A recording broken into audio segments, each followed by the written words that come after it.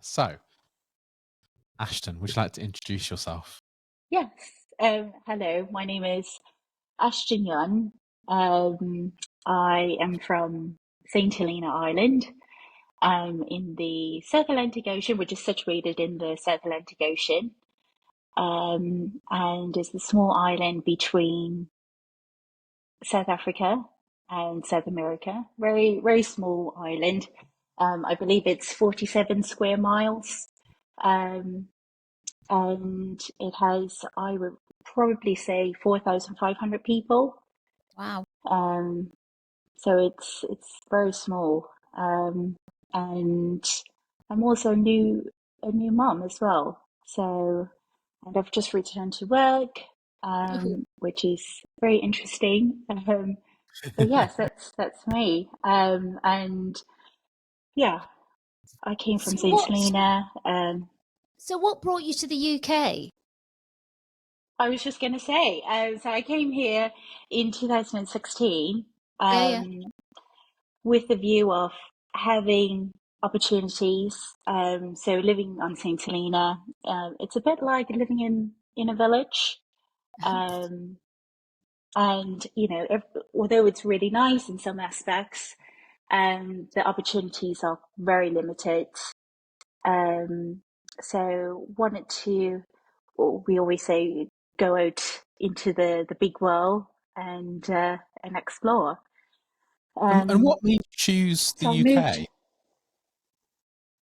I chose the UK only because Oh, I think we've lost you. I have family here.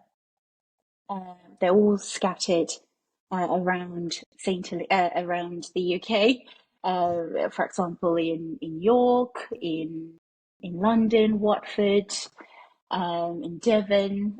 So they're all around, to be honest. So it's quite nice to have that. So, Um, so, so I think we lost a bit of signal there. So are you saying that you've got family and friends in in those areas? yes, Yeah. yes. Okay. So, but what made, and I suppose that's a plus to come to England for that. But it's like, I mean, the UK it's blooming cold compared to where you come from. Well, so Saint Helena is a an overseas British territory island. Yeah. So I wouldn't need a visa because I have a British passport. So it's accessible to me in that way. But also, I think in that time of my life, I wanted to have the ability to travel freely um, and more quickly. Uh-huh. Because in 2016, we didn't have the airport at that time. So how I got to the UK, I travelled on a cargo passenger vessel called the RMS, which means the Royal Mail Ship. Um, yes, and I travelled to Cape Town. I've never been to Cape Town before, and I absolutely loved Cape Town. I would recommend it to anyone. It's beautiful during the summertime. And we were on sea for 5 days, at sea for 5 days. The internet was terrible, so you don't bother with the internet. So you go back to default to socializing with people and getting to know people. And I do miss that element, although it takes a long time to get from A to B. But especially when you go to Saint Helena Island, when you don't know someone or you haven't been to the island for a long time, it is a lovely introduction what Saint Helena is about, Yeah. because it's full with lots of friendly people, accommodating people. They want you to be part of their culture. And it's also nice when you go to the island to go there and know that you know someone and you can Yeah. socialize. Some people make lifetime friendships there from being, well, getting to know on the RMS. And also sometimes it's transpired into relationships as well. So just going back to me traveling to Cape Town, which was at 5 days at sea. It's a So long arrived to time. Cape Town, which is a long time, yes. It's a long time. Have an airport now, so you don't have to do the 5 days traveling. So they do. They now Yes. have an airport. So now, for me to go to St. Helena, it would consist of me going to Heathrow, and then catching a flight from there to Johannesburg, Right, okay. and then going from Johannesburg using the Airlink line to St. Helena, which is about a 5 hour to 6 hour flight. It's a long way, isn't it? Because the flight to It Johannesburg, really is. is that? I think it's 12 hours. Oh, Is wow, it eight? gosh. It's about 12. I've done it. And then done Cape Town as well. But Wow. it's about that. And just to clarify, Ash, we're talking about 8 years ago before they Yes. didn't have an airport. We're not talking Yes. 20 years ago. We're talking 8. That's amazing. And am I right in thinking you've not actually been back since then, have you? I have You in did. in 2019, and it was a good thing that I did, because obviously COVID hit Yeah. in the early part of 2020. So, had I not gone then, I still wouldn't have been able to have the opportunity to go home. Yeah. Do you still But see it as home? I do, to be honest. I suppose it's like if you were to go somewhere, for example, like Australia, you will always associate UK as your home, even though your life, your family is somewhere else in the world. But, all of my, I was born there, my childhood, my early adulthood was there. So lots of memories there that I still cherish, and also my immediate family, my mom and dad, and my brother and his daughter, and my grandma as well. So yeah, lots of memories. My family and friends are there. Can we have a cheap holiday when we go over there, please? Cheap, far from cheap. But yeah, Saint Helena is very much, it has to offer in terms of its natural beautifulness. Yeah. If you love hiking, if you're great at socializing or marine, you're interested in the marine side of things, or for example, Napoleon, the French emperor was exiled on Saint Helena and died there as well. So, we're part of the French history. So I'm going to ask an English question because we all ask this. What is the weather like? so we're like, so during our winter now, it will be their summer, Yeah. and vice versa. Okay. So they normally have a sunny Christmas. And Did they have a hurricane? Did they have no hurricanes? hurricanes. No. So during the winter, and this is really cold for locals, their lowest, I believe, has been 11, 12 degrees, and they are shivering because the houses isn't designed for that coldness. Of course. And during the summer, so during the winter, yes, it's lots of rain and cold wind, and everyone looks pinched. But during the summer, it's 30 degrees above, with sunshine and a little bit of it's tropical weather basically. Yeah. Sounds good. Yum. What's So the travel industry like? in terms of, so we get cruise ships coming in, and Mike won't believe me. So This is like an in-joke, this is. yes, it's an in-joke because so my partner, my fiance, is good friends, best friends with Mike, and so I know Mike. And I've told Mike, I think it was last year, wasn't it, Mike, that when I was a child in primary school, we had opportunities to go on cruise ships that came. So they would lay out, this lovely array of food for us to indulge after our performance, our sing-along performance. But yeah, so it's cruise ships, it's Napoleon enthusiasts, marine enthusiasts as well during the summertime.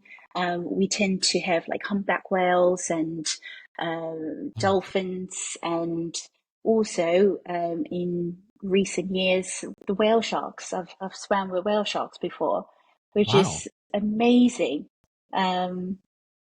So yeah, it's very much laid back life, and then we have yachts that travel through as well. So coming back, sorry, I'm just looking at your own journey of coming. So you've come to a foreign country, even though you're still is it British national? I don't know. British citizen, yeah. Yeah, It's still a hell of a difference to where you come from. And so you've come here. How old were you when you came here? Please. I was 24. So you're 24. You've moved to, where do you live? I moved to Bristol. So you're in Bristol. I moved to a city. Right, So, yeah, you moved to a city, which is, I mean, I like Bristol. It's one of my favourite cities. So I think that, you're not, yeah, you picked a reasonably nice one. So you picked to live in Bristol for whatever random reason. What was the random reason? it was just because we just chose Bristol at the time. Who was the we? So it was my ex at the time. Right, okay, that's a fair comment. So you decided to come to Bristol and live there, right? So what did you do in the way of career? Did you come over here having a job, or did you actually? No, so I didn't have a job. But at the time I aspired, and I was very adamant that I wanted to be oh God, well, why can't I not speak? Dentist nurse? A dental hygienist. Oh, really? I did not know this about you. Yeah, I wanted to be qualified. She's got such lovely teeth that she looks after. I'm a tooth I'm a tooth cleaner. I love nice teeth, so I'm like, oh, you got really nice teeth. Be a dental hygienist. But it just wasn't, until when I worked in that environment, I just thought it just wasn't for me. Yeah. But it was a good opportunity for me to have the opportunity to work in that environment, because on St. Helena, someone either had to die or left their job for you to have an opportunity, because the dental department is so small. Yeah. Well, it always made me laugh that you were telling Joel and I that there's not a cinema, there's not a bowling alley. No. It's literally like a village. Yeah. The whole island, your entire life. Did you have a pub? Yeah, so we have pubs. So in town you have, which is predominantly quite warm and hot and dry, but close to the sea, so people will be swimming in the sea or the pool. And then 20 minutes drive, you're in the country. Right. You're in the country life. So wow. With greenery and cows, we don't even have unusual animals. It's just donkeys, cows, sheep. Nothing. Nothing fantastic. You've decided you're not going to wait for the dental hygienist to die in the island. You've come all the way to Bristol to attempt to see if you can do that kind of work, and decided, obviously, that it wasn't your cup of tea. So then what? So yes, I was just trying to just find my feet. As you can imagine, coming from a small island, um, so it's just like you being in a village and then you move to London. Yeah, It's yeah, so overwhelming. yeah. And there's lots of things that I haven't been exposed to. So it would have been like probably at that time, um, it was the novelty of using like an ATM machine. Um, because the bank transfers back on St. Helena was, you going into the bank and getting cash and then spending it wherever it needs spending. And then I, can I online, just can I just say something to you there about that? And you're going to laugh. You're both going to laugh about this. I never use my bank account. Very rare do I use my bank account. I have a husband that kind of pays for everything, and if he needs money and I've got money in my account, I just transfer it over, like you said, online. And the other day he said, "We need some cash," and I said, "Okay." And we went to the ATM, and I had to. I'm a 61-year-old woman, and I had to ask him how to use it. use it. So I relate to you about not knowing how to do an ATM, but I'm a little bit older than you. So Yeah. Well, it was just a mixture of things. And I can remember feeling really overwhelmed because, you have your different rules and then it was it was just adapting to the different environments, the culture, um The and weather. yeah, the weather, um and trying to get a job as well. So during that time it was quite stressful and yeah, really overwhelming, and trying to find your feet. And during that time as well, and I on St. Helena, I was a pretty confident driver, and of course I would be because the maximum speed limit is 30 miles per hour. So and my reversing skills were excellent, I would say so myself, especially when you go into a corner and a car came and they couldn't fit, so you had to reverse and wiggle your way out. And I can remember I didn't want to drive, even though I could drive on my St. Helenian license. Um, for my safety and other people's safety, I thought I need to take lessons here. Um, and my God, I can remember the instructor saying, "Step on it, step on it," going on like 50, 60 miles per hour. And, I was so reluctant.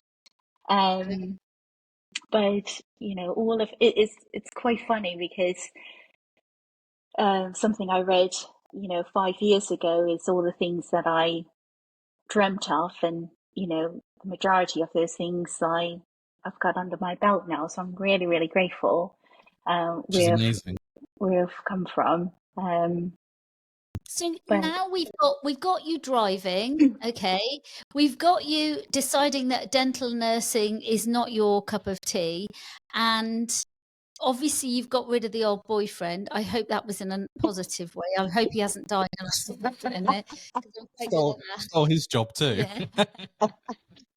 So where what happened next? How did you what I mean, I don't know what you do for a living. I haven't got a clue. So I'm open to what was the next move in your career, and are you still doing it? so I've been in this role. I so to be to be candid, after that, um, I was just looking for roles just to keep me afloat, Yeah. so that I can pay for my bills and everything else. And it made me, so coming from St. Helena, people are in their roles for a lifetime, for years, Mhm. the majority population. Um, Whereas here it's, they take what they need to take from their employer, and if they're happy, they'll stay or they would just take and Yeah. go on to different experiences. And here it was really interesting because I did temp jobs, which wasn't really helpful. And that really affected my confidence, really. And, there were times where I didn't have a job, and it made me realize the importance of having a job and having that purpose. So, during that time of my life, it really was an eye opener, to be honest. And I did a lot of growing. Um, and I didn't have like my immediate family for support, so there were lots of challenges and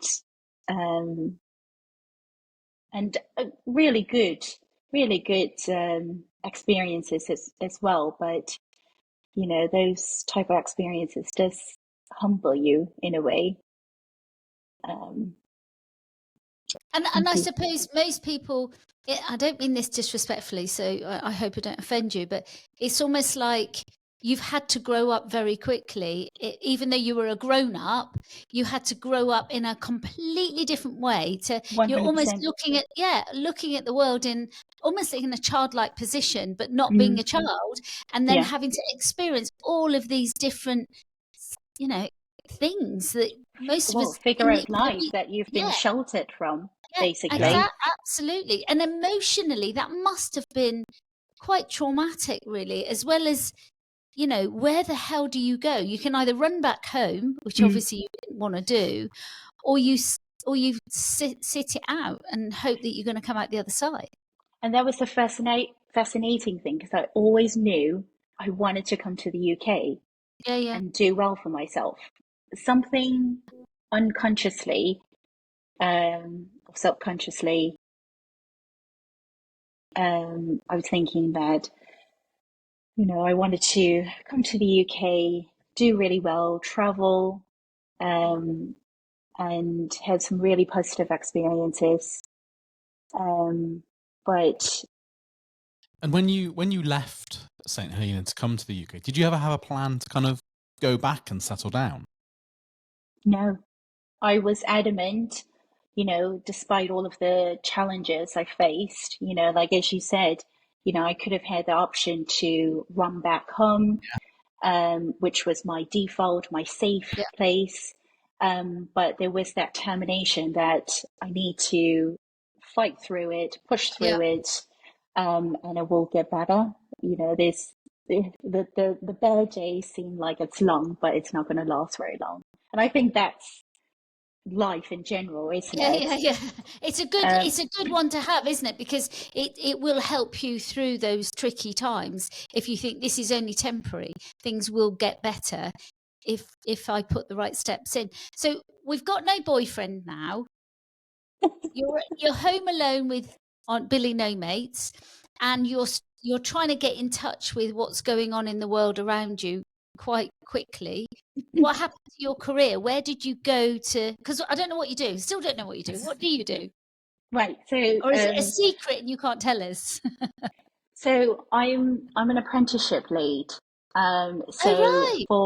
for an employer, Yeah, a corporate employer, I sourced and deliver apprenticeships to yeah. existing staff and recruit apprenticeships. And with apprenticeships, it's my role as well is to mythbuster apprenticeships. It's not just for school leavers; Yeah, it's for any age. yeah, From 16 years old and above. And yeah, apprenticeships varies now. It's not your vocational route, it's academic as well, from level 2 to level 7 apprenticeships in different industries. So my role is to educate our managers and encourage them to upskill and develop their own staff in their yeah. team, as well as recruit apprenticeships. That is a brilliant job, because there's also the other side, isn't it? That apprentices don't get paid very much, which is a myth. We also, or it can be a myth. I'm not saying that they all get paid, but also there's the value of apprenticeship is not just about, you can just use it also to upskill your current staff, can't you? Whereas before it was never like that. Yes, What no, is those- one, Did you see that? yeah. Do you know what that is? It's me using hand signals. It is. Yeah, you need I to need to keep stop. my hands still. That was really bizarre. So, Ash, No, how many? Sorry, go on. No, it's a fantastic route. You know, if anyone wanted to develop themselves, because they could have, you know, that apprenticeship certificate, as well as, for example, with some apprenticeships, you can have an awarding body beside it as an additional value. So, and it's nationally recognized as well, especially if you're in a new career, you're taking a new career path. You know, you're getting your work experience and getting a qualification at the end of it. So when you have employers asking for work experience or experience in this type of work, you've got that to showcase. But yes, there's lots of people that are going through the apprenticeship route for their degrees as well. And I believe, you know, universities are seeing a decline in people taking the traditional degree route, and people are more inclined going through the apprenticeship route, because the apprenticeship is being paid by the employer. Yeah. So the training cost is being paid by the employer. And if you're a levy, so an apprenticeship levy fund is contributed by an employer that has a salary bill of £3 million.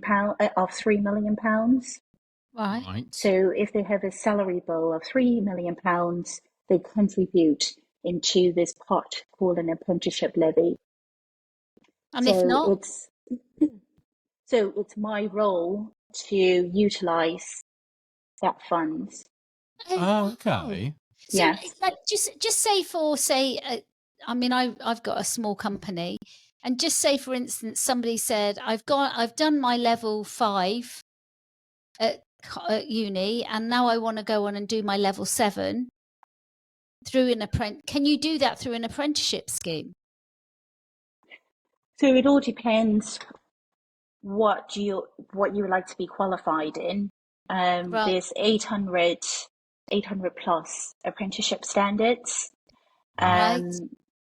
but it's across the industries. It may sound Yeah. a lot, but it doesn't cover all No, of course. niche and specialist areas. Yeah, I imagine you can't become a GP via an apprenticeship route. But you're wrong. You can Am become I? a doctor. Yes, yes. Because hey, that's why I'm asking, because yeah. you know, I've got some of my team like level. Well, we've talked about through the charity, haven't they? And it'd be really nice if they had the opportunity to do that next, you know, bit, And they to can. become a doctor under that. So with small businesses, small SMEs, small medium enterprises, because their salary bill will be very low and below £3 million, they would rely, or they could request large employers, such as the employer I'm working for, to do something called a levy transfer. So we can transfer our funds to those apprenticeships for the small medium businesses, which Oh my God. which I our want to employer spend is a day doing. with you. Can I spend the day with you and talk about this? Because I could talk about this all day. Well, I find it fascinating. we can have a meeting to talk Yeah. about apprenticeships. I'll be happy to give you some advice. But it's sorry. I was just gonna. I wanted to ask what's the most interesting apprenticeship you've placed, or what's the most interesting apprenticeship role? Is there one that kind of springs to mind? Go with the first one. Go on.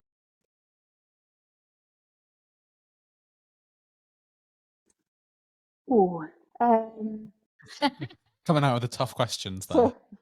So I've just not long come back from a 1 year maternity leave. But it would be, it's just the first thing that popped into my head. Go on. Um, a horticultural apprentice. Okay. Yeah. So um, it's not bizarre at all. There are champions, to be honest. We recruit Are they? we recruit quite a few horticultural apprentices, where they look after the council, like maintain grounds, Mhm. and do design of landscaping, and yeah, and Nice. some of them are really passionate, as well as their managers, Yeah. and their That's really assessor cool. in, is an is inspiring as well. So That's yeah, really good. it really varies. Honestly, there's so many that I've come across and thought, oh, I bet. that's really I bet. strange. How long does Um, apprenticeship last, it roughly? can vary. It could be from 1 year and 1 month to 5 years. So, Right. for Okay. Okay. example, our civil engineering degree apprenticeship Yep. is uh, is 4 years. Yep. Um, One of our big cohorts of apprenticeships are uh, social working degree apprenticeship. Hmm. Um, and that's a fantastic route to be a Yeah. qualified social worker. Definitely. Yeah. Um, And do you help with the actual recruitment and then kind of connecting so we assessors and that sort so of we're not thing? recruiting Okay. any. Um, Sorry, are you talking about social working or Sorry. just in No, I mean, general? just your role. Yes. In general, yes, I do recruit apprentices as well. So I I'm there from the beginning of the process. So I Yeah. do like the adverts and advertising and talking to applicants. Oh, wow. It's a very To varied role that you've got, isn't it? It's a lot more varied Oh, than I thought. which I absolutely love. I love that I'm, part of the first part of their journey to Yeah. the very end. And starting from this year, when I came back from maternity leave, talking about hitting it off on 200 miles per hour, I was trying to prep for our ceremony, our apprenticeship ceremony, just to recognise our apprentices who achieved their apprenticeship last year. Oh, wow. So I think it's really important to encourage and promote, their Yeah. Yeah. achievement. Some of them had such a wobbly moment, with work demands and maybe home life, and then they got back on the wagon and they completed their apprenticeship. Which, in a sense, is very parallel to that process as being a mum and being pregnant and having children. And then, like you said, you've had a year out of work for maternity leave, and now you've gone back to it. So, it's that journey again, isn't it? Oh, wow. You know, you've Yes, done that. So that how partial is care. parenthood? How's parenthood? So I'm a first time mom to a daughter.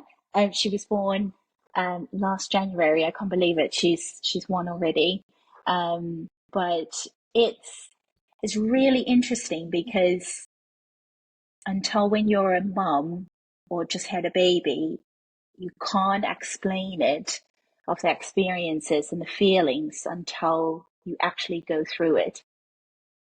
Um, like when I first heard her, it was like an experience and the emotions that I've never felt before.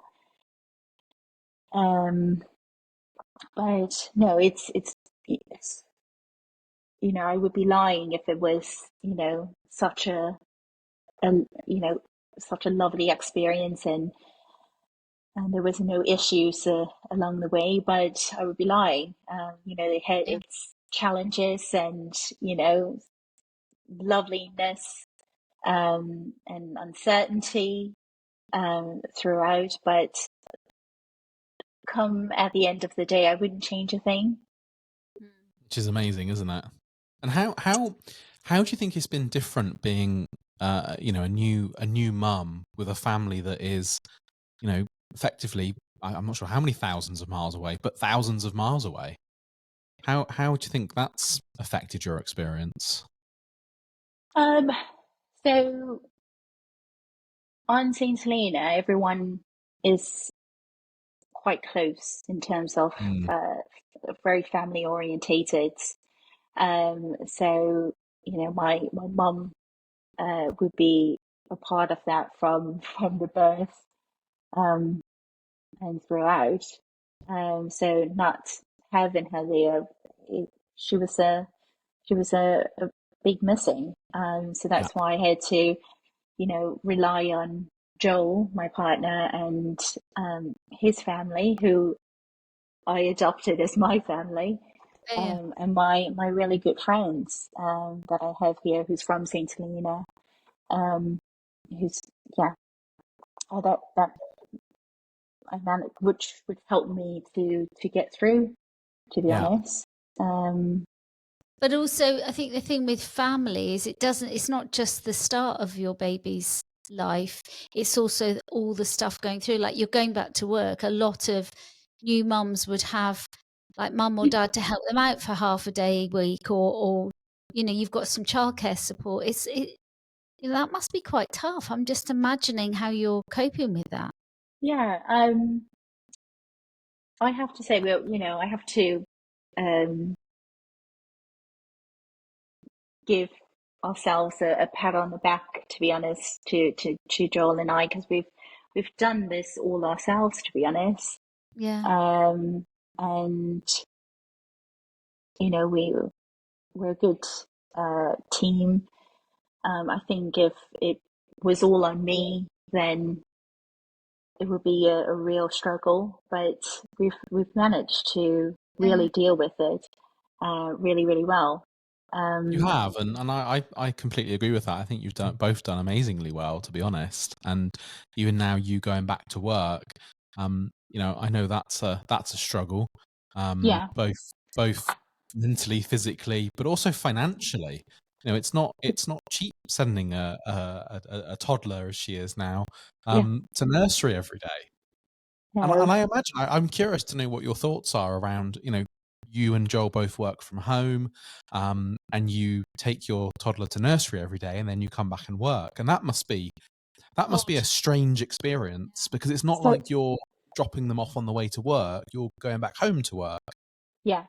So coming up to me starting, it was pretty daunting because it was like, okay, this is going to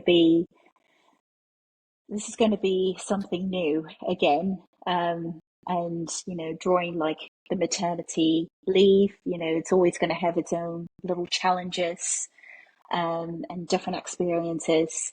But yeah, leading up to work, it was like, what is the morning and evening routine going to look like? Is it going to be like a complete circus and everyone chaotic and things flying about? But when it came down to the day, it was so smooth. And we've, you know, Joel and I got a little system going on where I get up, I dress Olivia, my daughter, um, and get her ready, and then Joel will get ready, and then he will take her to the nursery for the nursery run in the morning. And then in the afternoon, I pick her up from nursery, and then Joel will do the dinner. So kind of even it, you know, it balance itself out. Um, but And you, you know, returning to work, it, you know, during maternity leave, I really lost my confidence, to be honest. yeah, Um, and going back to work, so yeah, I didn't have a lot of confidence, and the person who was doing my role, who I know very well and I get on really, really well with, and she's so amazing. She's such a lovely, genuine person. And she was fantastic at my role, just keeping my role warm and but then the imposter syndrome kicked in. So I was battling with that and then trying to, prove myself that I can do this job since being on maternity leave. And then a few weeks after starting, I had a bit of a spanner in the works where when Olivia started nursery, she picked up all the viruses and flus. So the house literally was circulating viruses and flus for a whole month, and it was a steep road. It was tough. It was really challenging. So you're trying to prove yourself at work and trying to do your best, and then asking your manager, can I take some time off to pick up my sick daughter who's got a Yeah. temperature. So you're feeling like you're not good enough. So all those, I suppose, demons you face when you have a child, basically. But strangely, although when she's sick and we need to pick her up, for some reason, to me, it's always family first over Yeah. the job. It has to be, right? Yeah, it's just natural. And also, Can I argue that point slightly? Because I think I agree. I absolutely agree. Family first, your kids come first, and everything else like that. But like the kind of job that I do, it doesn't happen like that. Sometimes you've got no choice, but you have to be at work. Your family doesn't come first, and even though you want your family to come first, sometimes you have to make those choices. And I think, yeah, like managers and bosses and various other people have the same position, don't they? They have that pressure of, yeah, oh my gosh, putting that front. yeah. Mm. And also, the last thing I want to do is to say to Ashton, I'm really sorry, but you've got to be at that meeting. Please sort whatever you can out. Do you understand what I'm saying? So I appreciate the position that you ideally want is to say, oh yeah, take it. But when you're a small team or you do the kind of work that I do where people completely depend on you emotionally, physically and spiritually, you have to be at work. Yeah. Which is No, tough. I do agree with you. And when I was planning and working on there's something called a National Apprenticeship Week. So it's a week dedicated to showcase and promote apprenticeships. And it was just so happened that we all fell ill just days before the weekend. And that week was National Apprenticeship Week. And there were, 2 days where I just that I had to be in work, into work. So, my partner was really understanding to, look after our daughter for the day, well, for the 2 days, because there were 2 days out of that week was, it wasn't optional for me to just have the day off. But just saying that alone, I'm a woman to woman here, is there, sorry, Mike, but is there that bit where we feel, I've got 3 children, so is there that point where you go, it automatically falls on mummy's shoulders, if mummy's part of the family still, to look after the child? Or is that what we want, or is that just how kind of society expects us to? I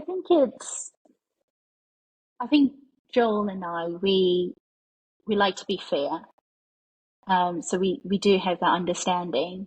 Yeah. But I think, as you said, society, it's always down to the mother to take on that role.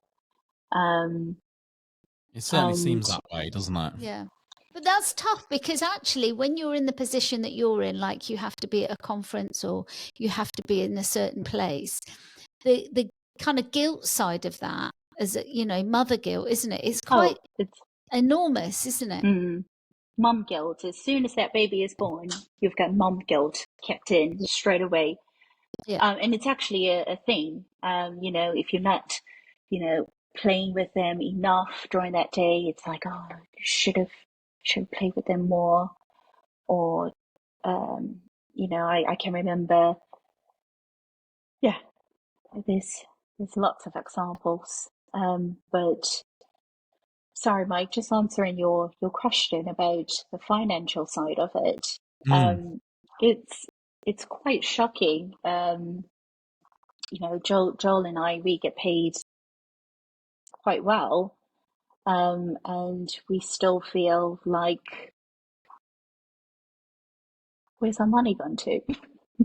Yeah, I mean, I've had numerous conversations with Joel, and yeah, I'm shocked at the cost of childcare. And I think the bit that shocked me the most, that I'm sure you won't mind me sharing, is that you have to pay for childcare even when you go away as a family on holiday. You have to pay for the nursery place, otherwise you lose the place. And I just boggles my brain. I think the worst part of that is when the nursery's closed for the week and they still charge you. And it's wild. Yeah, in some cases, I know with the nursery that we eventually going to be full time, that we're going to use this full time. When they close, we don't pay them, but it will be down to us as parents to take annual leave to have that time off. But Of course, we do in the nursery practitioners, there is a need for them, and of course. it's just I think it's an industry that's been forgotten or neglected, because we need them essentially so that the parents can go back to work. And the one that we're with, one of the nurseries, she's so passionate about it.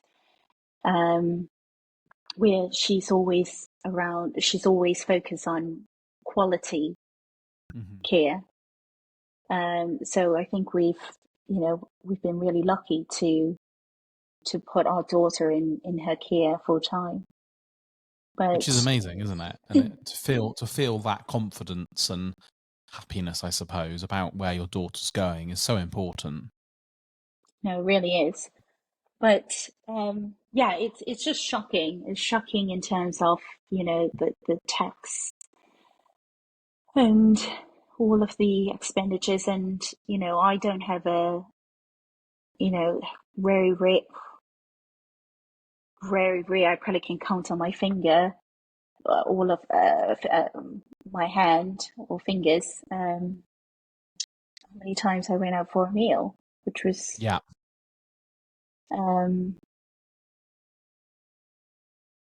and it's difficult, isn't it? Especially when things cost so much money, and the cost of living has gone up, and you're paying for childcare and things like that. It is harder to do things, isn't it, as a family, I suppose.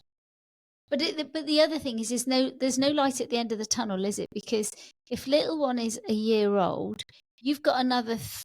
She's born in January, so you've got another 4 years before she actually effectively goes to school, unless you get her into the nursery at the school that she's going to go to, and you might get cheaper costs. But fundamentally, you go to work to pay for the nursery, don't you? I know with my son's wife that she actually stopped working, so that because there was no point. It was, the amount of money that she was earning, it was insignificant, really. So he just said, I'll go and find more work and I will do that. You stay at home and be a mum. And that's great, but then that puts the pressure on the dad. Yeah. If you see what I'm saying, it's all that pressure on your other partner, which is really tough. I think it's tough whatever way you look at it, isn't it? Do you have go on, go for it. No, I was just going to say, for Joel and I to think about having a second child now, it just would be impossible. Yeah. It's crazy, because we want to be responsible adults, to not saying that, if people who have children under 3 aren't responsible, but it just is a financial strain Yeah. Yeah. that basically I wouldn't mind not having, to be honest. It's, But you wouldn't go without Olivia. You'd love her, you know, isn't it? That's the thing, isn't it?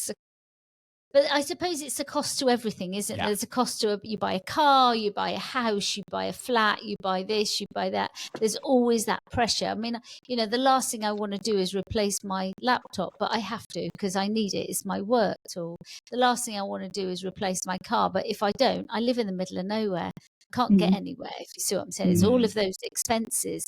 And then yeah, and children are a bonus in our lives. They're not it's a privilege to be a parent, isn't it? It's not not everybody can have babies. Not everybody can no, have children. no, So I definitely agree with you. so going back to kind of parenthood then, and going back to work. So it's about 2 months now that you've been back to work, Yes, 2 months. and how are you And finding it? yeah, no, it's as I say, like within the first month, it's just trying to find your feet, you know, building your confidence, and just taking one day at a time as best as you can. And you know, I think like our routine systems are working out at the moment. But no, it's going really well, thank you. And you know, my employer has been really supportive as well. Um, it's just unfortunate that it's just me in the role. I don't have a team Yeah. that does the Quite same thing as isolated. me. Yeah. Although I sit in a team, they do very different Yeah. to what I do. And do you think it would be easier if you were in a bigger team? Um, I wouldn't say in a bigger team, but someone that you can bounce ideas, and especially if there's Yeah. any complex or unprecedented situations, you know, you want to have that soundboard, I suppose, before making crucial decisions. But there is a dilemma there, though, isn't there? Because, like you were saying right at the very beginning, when you go back to work after having a child, and that bit about whether or not you are competent, care, you know, all of those doubts that motherhood can often bring in other sections of our world, that then you do become, and you are part of a team. The team can either be a very big threat to you, or they can be a great positive support for you. It's just that dilemma, isn't it? Yeah, And also the other side of that is that if you're doing everything on your own all of the time, then if you don't have like a really supportive partner and you don't have really supportive friends and stuff like that, you can get really fed up, depressed really in life. You can do that anyway, even if you have got a supportive partner. yeah, Let's not forget that. I mean, postnatal depression is not something that we've kind of necessarily touched on, but part of that is nothing to do with your partner or anybody else. That is purely to do with a hormonal difficulty that has created that mood down. But not people don't talk about that no, very often. But it's still taboo, isn't it? And when I first had Olivia, I was going through the baby blues yeah, for a few days, because it's essentially all of your emotions that's crash. yeah, And then and I'm glad you touched on it, because something else I was dealing with that not a lot of people talk about and is quite taboo, is the intrusive thoughts as well. yeah, I only came clean with my partner a few weeks ago what my intrusive thoughts were, yeah. because I was afraid to tell him my intrusive thoughts at the time, because Yeah. I think he would have been quite worried. Yeah. But it is that Yeah, it is that bit, isn't it? That and it's a really important point that you're making there, because it's quite normal for that to happen after you've had that hormone crash after having a baby. You've also got to remember that you're on your own as well. All your other things that are going on. I know you're not on your own because you've got Joel there, but you're on your own. You're not with your family. You've been very, very brave what you've done, but people we don't talk about that enough. We don't talk about postnatal depression, and actually it doesn't necessarily last very long, No. but there are solutions to manage that, isn't there? But sharing the fact that actually you feel suicidal, or actually you're telling yourself that you're a rubbish mum and that actually you don't deserve to have your child, and lots of other different things that go on, we're embarrassed to share that stuff. Yeah, you definitely hit the nail on the head there. And nothing won't prepare you until you actually go through it. Yeah. And when you do have those intrusive thoughts, you internalize it and you keep it to yourself because you don't want other people to worry about you, because your baby comes first. And yeah, I just think, like as you said, it's normal to have those thoughts, but speak to someone. There are mental health support that the hospital promotes as well. And the hospital that I went to was fantastic. Couldn't ask for a better service as well. Where did you go? Which Warwick, hospital were you? Warwick Hospital. Yeah, really, really good service. Good staff, Nice, really helpful. That's good. It all makes a big difference, doesn't it? We had, we see a lot of women who've struggled in that within the charity, and it's like, the help is out there. You've just got to be able to be pointed in the right direction and have the confidence to ask for it and refer yourself. Yeah, absolutely. So I'm just aware that I don't want to fall on a dim. I don't want to end on a low note. I don't think it's a low note. I think it's quite a positive to be open about it. So thank you for being so honest, and I love that. But if we said in a year's time you came back onto the podcast, because we kind of do have people back, what would you like to have achieved? Just one thing. It can be one thing, two things, three things, four things, whatever you would like to achieve in this next 12 months. Ooh.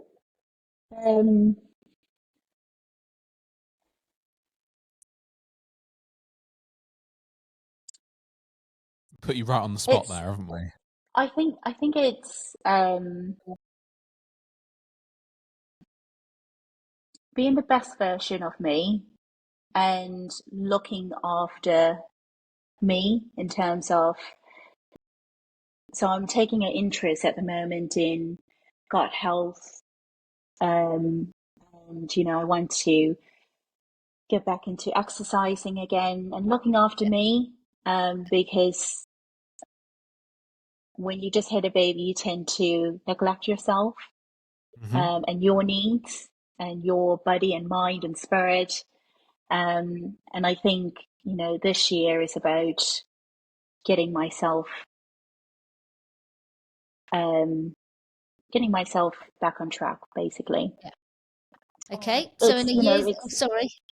Yeah, I was just going to say, and it's, just after having a baby, it's okay not to wanting to, exercise and be fit and all of that, that time is for you to heal and to give your baby whatever it needs. But yeah, this year is about looking after myself, mental health wise, and physically, and everything else.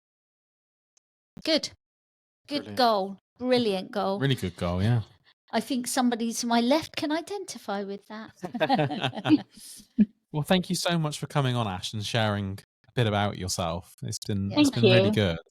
Thank you for Thank having you. me. And taking an hour out of your day, which I can imagine is quite tough, really, sometimes. So thank you. No, it'll be a pleasure to, if you give me a call, I'll be happy to talk about apprenticeships. Yes. Fab. Amazing. See Thank you soon. very much. I'll Bye. speak to you again Take soon. care. Bye. Bye. Bye.